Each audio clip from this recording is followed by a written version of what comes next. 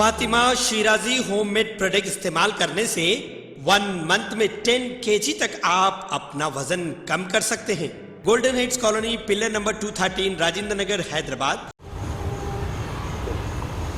अस्सलाम वालेकुम नाज़रीन, मैं आपका मेज़बान मोहम्मद शरफुद्दीन। जैसा कि आप सभी जानते हैं कि हालिया में एक न्यूज़ काफ़ी वायरल हुई थी।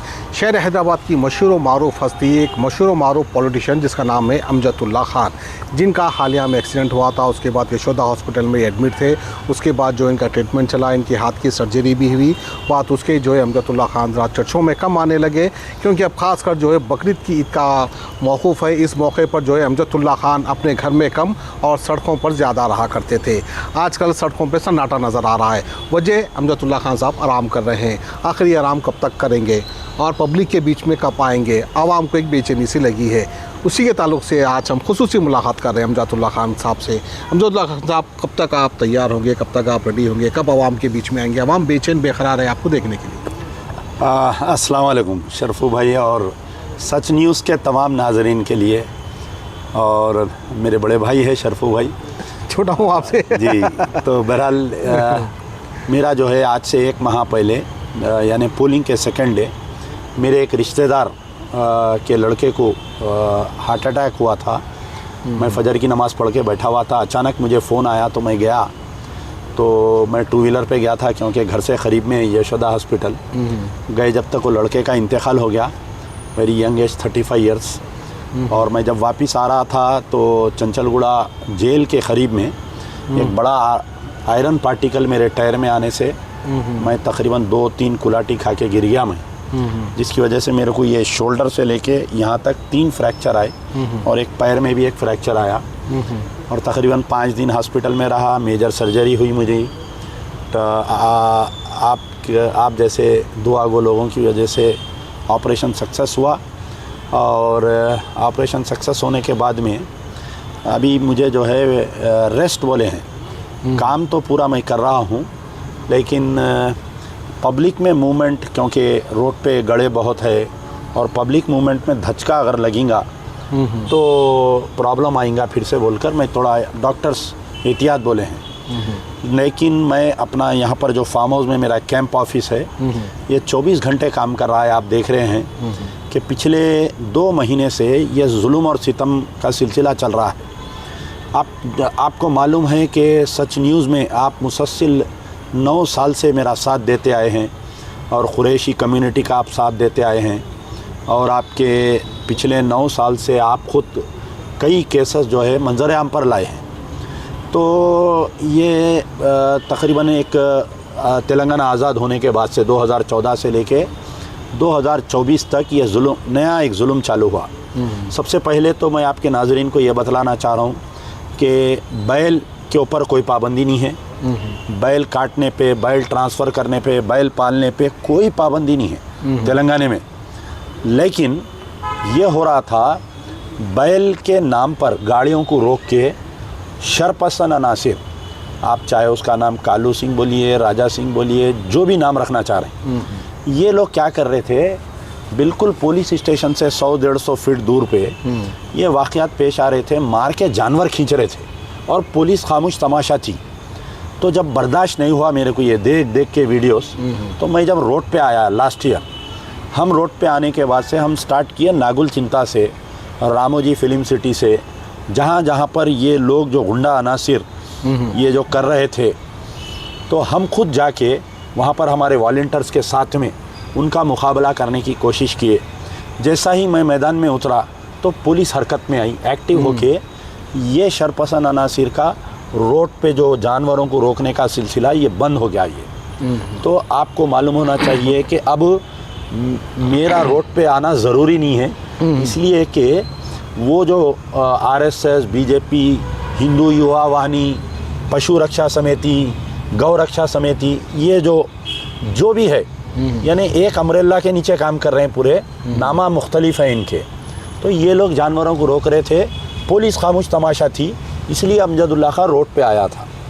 अब ये जो 9 साल का सिलसिला रहा मुसलमानों पे जुल्म और सितम का, बीआरएस को मुसलमान वॉश आउट कर दिए।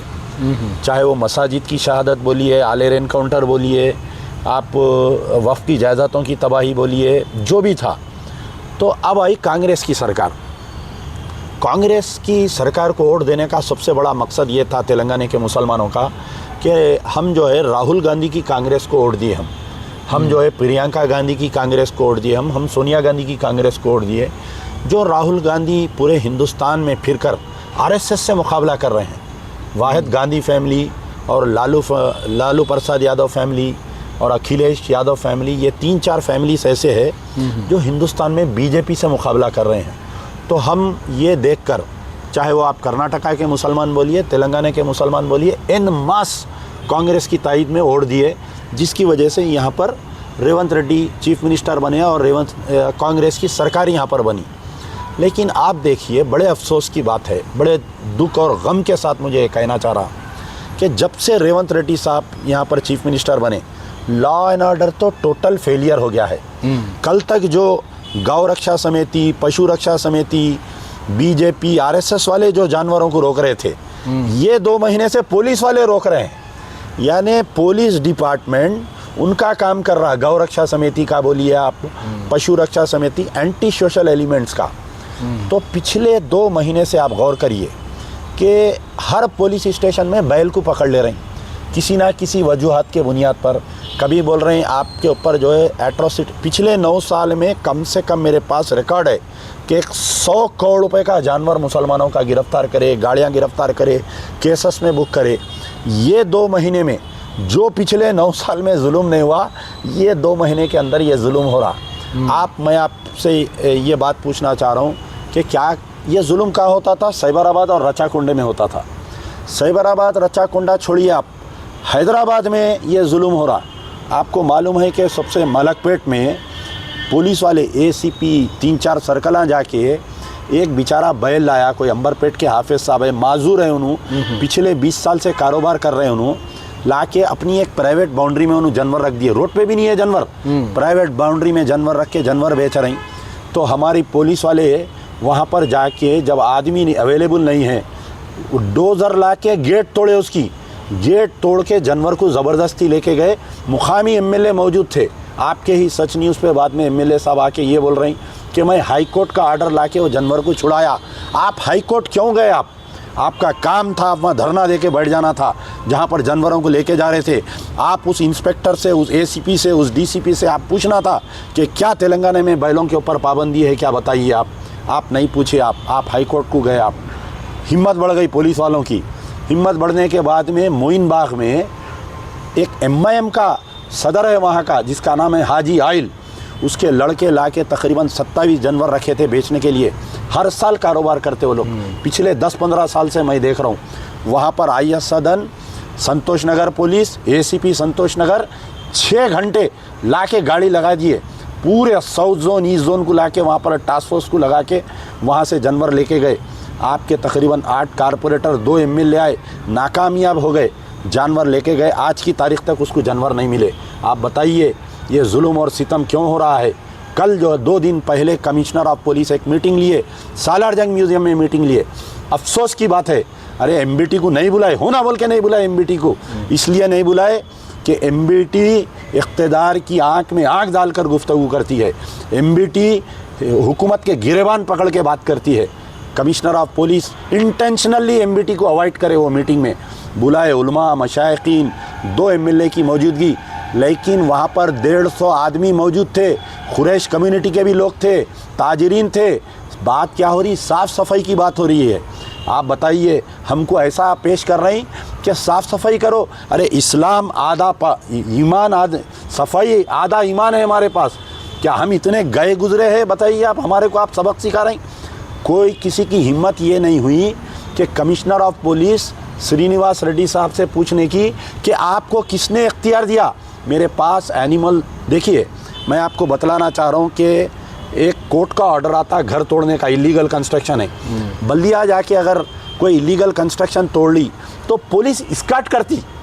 तो जानवर को रोकना, चेक करना, जानवर को पकड़ना, बीमार जानवर को काट रही या कोई ज़्यादा जानवर ला रही, ये जिम्मेदारी है एनिमल हस्बेंड्री डिपार्टमेंट की। एनिमल हस्बेंड्री डिपार्टमेंट में तकरीबन 80% पोस्ट खाली पड़े हुए हैं। वहाँ पर कोई डॉक्टर नहीं है वहाँ पर। तो अब यहाँ पर सालार जंग म्यूज़ियम की मीटिंग में किसी की हिम्मत नहीं हुई कमिश्नर से सवाल करने की। कोई मीडिया वाले भी जाके कमिश्नर से सवाल नहीं कर रहे। साहब, आपको कौन से कानून के तहत आप ये मलकपेट का जानवर पकड़े? आप कौन से कानून के तहत मोइनबाग का जानवर पकड़े?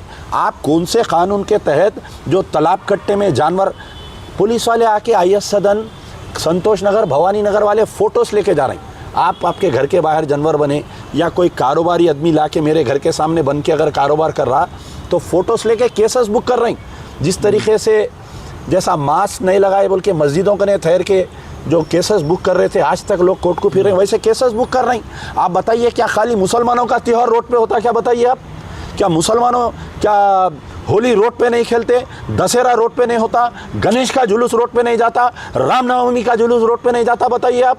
ये कमिश्नर ऑफ पुलिस क्यों ऐसा कर रहे हैं? कोई किसी की हिम्मत नहीं हो रही। कोई मुसलमानों का एक डेलीगेशन जाके चीफ मिनिस्टर से नहीं मिला, क्यों नहीं मिला अभी तक? बताइए आप। 7 MLA है, MP है, सर में जितने बाल है उतने मुस्लिम तंजीमा हैं, कोई नहीं जाके पूछ रहा। रेवंत रेड्डी का तो हाल ये है, आप मैं वो वीडियो देख के हैरत हुआ।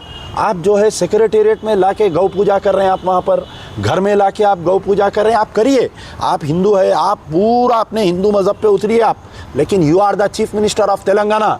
आपको मुसलमान वोट देकर लाए हैं। आप जो है कांग्रेस के चीफ मिनिस्टर है, आप अपनी ज़ाती पार्टी के नहीं हैं। अब आप बताइए, जो कांग्रेस के जो मुस्लिम कायदीन हैं, गूंगे और बहरे मुस्लिम कायदीन को मैं आपके द्वारा सवाल कर रहा हूँ कि कल तक जो है 9 साल BRS की सरकार थी तो हर आदमी वीडियो बनाता था। आज ये पूरे कहाँ हैं बताइए आप? मोहम्मद अली शबीर साहब कहाँ पर है आप? आज ये 2 महीने से जुल्म और सितम का सिलसिला चल रहा। एक बयान आया मोहम्मद अली शबीर के, कई के इन्हों सलाहकार है, बताइए क्या सलाह दे रहे हैं आप? खाली आप जो है अपनी दुकान चला रहे हैं। जितने कांग्रेस के अक़लियती कायदीन हैं कहाँ पर है बताइए? जितने कांग्रेस को तायद करे, जितने मसाजिद से ऐलान करे, आज वो लोग रोड पे आना चाहिए। तो ये सिलसिला बर्दाश्त नहीं हो रहा। और एक बात, कांग्रेस ये गलतफहमी में है कि असेंबली इलेक्शन हो गया, पार्लियामेंट इलेक्शन हो गया, मुसलमानों के वोटों की हमको ज़रूरत नहीं है। आप ना तो मुसलमान मिनिस्टर दिए, मुसलमान मिनिस्टर है बताइए आप? नहीं दिए। आपको एक मौका मिला था कि आप किसी को MLC बना के मिनिस्टर दे सकते थे। आप जो MLA कोटे में 2 MLC आए, एक मुसलमान को नहीं दिए। आपको 2 राज्यसभा का मौका मिला था, आप एक मुसलमान को भेजना था, आप नहीं भेजे। आप जो है गवर्नर कोटे में एक आमिर अली खां का नाम भेजे, वो भी कोर्ट केस में है, 10 साल तक केस चलता, उन्हें MLC बनते नहीं मालूम। आप जो है 40 कारपोरेशन बांटे, आप जो जर्नल कैटेगरी के कारपोरेशन होते। मैं ये हज कमेटी, उर्दू एकेडमी नहीं बोल रहा हूँ, मैं ये भिक्का छिपाइए, मैं बोल रहा हूँ 40 कारपोरेशन आप बांटे, एक मुसलमान को दिए। आप एक मुसलमान को दिए। फिर आप में BJP में BRS में फ़र्क क्या है साहब? कहाँ है कांग्रेस के लीडर्स बताइए आप? हमारे मल्लिकार्जुन खड़गे क्यों खामोश है? राहुल गांधी क्यों खामोश है? यहाँ पर जो प्रिया रंजन दास मुंशी जो इंचार्ज है बैठे हुए मैडम, उन्होंने क्या कर रहे हैं? कई की रिपोर्ट नहीं दे रहे हैं। आप बताइए, क्या मुसलमान राहुल गांधी को देख के वोट दिए? मुसलमान रेवंत रेड्डी को देख के वोट नहीं दिए कांग्रेस को? ये जो जुल्म और सितम जो कांग्रेस वाले सोच रहे हैं कि अब हमारी ज़रूरत नहीं है, मुसलमान हो गया, देखेंगे 5 साल में वोट आएगा। जुम्मा 8 दिन बेटे, आने वाले दिनों में बल्दिया इलेक्शन है, ZPTC, MPTC, म्यूनिसिपल इलेक्शन है, बाजू कर्नाटक, बाजू महाराष्ट्र में इलेक्शन है, उसके बाजू के इलेक्शन है। ये तेलंगाना में जो मुसलमानों के दिलाजारी हुएंगी, जो मुसलमानों की बदवा लगेंगी, वो महाराष्ट्र में कांग्रेस इक़्तिदार से हाथ धो देंगी। लोग मेरे को पूछते हैं कि भैया आप BRS की मुखालिफत करें, कांग्रेस की तायद करें। हाँ करें हम। BRS 9 साल तक जुल्म और सितम का सिलसिला चलाई थी, इसलिए कर रही। आज हम ही हैं जो कांग्रेस के खिलाफ में बोल रहे हैं। सो भीगी बिल्ली बन के बैठे हुए हैं। वो यूट्यूबर कहाँ पर है बताओ, जो कांग्रेस की मुहिम चला रहे थे? वो फेसबुक के जर्नलिस्ट कहाँ हैं बताइए आप, जो कांग्रेस को मुहिम चला रहे थे? आज उनके मुंह को सांप सूंघ गया क्या बताइए? आप मुसलमान नहीं हैं?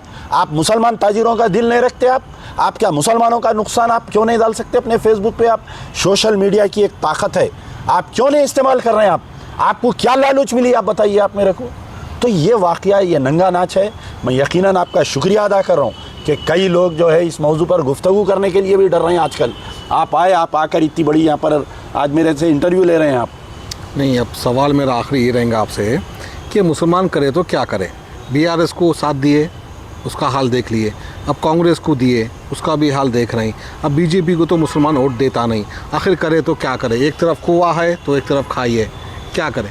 देखिए, आप असेंबली इलेक्शन से पहले मेरा एक स्टेटमेंट आया था कि मुसलमान फुटबॉल कि इन्हें लात मारा तो इसके कदमों में आ रहे हैं हम, इन्हें लात मारा तो इसके कदमों में आ रहे हैं। लेकिन याद रखिए आप, हिंदुस्तान में एक ऐसी मिसाल कायम होगी तेलंगाना में कि एक ऐसी नई पार्टी बनेगी जो मुस्लिम, दलित और आपके बिछड़े हुए जातियों को लेकर आने वाले दिनों में बीआरएस, आप देखिए बीआरएस का जो हाल हुआ, मेरी एक तकरीर है, आप भी कई बार उसको रिपीट करते रहते। 2014 में बोला था मैं केसीआर का पैंट उतारो, इसके आंग में चड्डी है बोल के, और आज देखिए बीआरएस का केसीआर की हाल ये हुई, भीख का चिप्पा लेके निकला तो कोई भीख देने वाला नहीं है।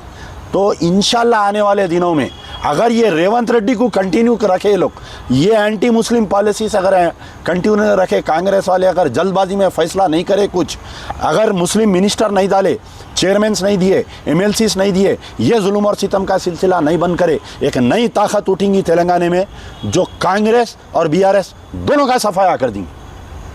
चलिए, उसका इंतजार रहेगा। पता नहीं अब कौन सी नई पार्टी आ गई, या हो भी सकता है कि एमबीडी खुद उभर कर सामने आएगी, या तो हो सकता है कि तेलुगु देशम फिर से तेलंगाना में हुकूमत बनाएगी। बहरहाल कुछ ना कुछ कभी भी कुछ हो सकता है, सियासत है, ये बोल नहीं सकते। बहरहाल बहुत बहुत शुक्रिया अमजदुल्ला खान साहब हमारे साथ जो है गुफ्तगू करने के लिए और जो है शुक्रिया हमारा साथ देने के लिए।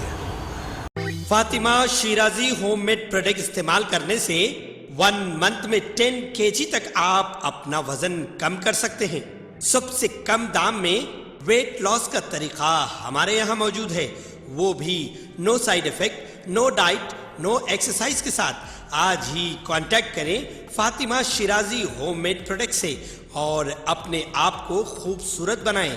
Fatima Shirazi homemade product, golden heads colony, pillar number 213, Rajendra Nagar, Hyderabad, 8142877400।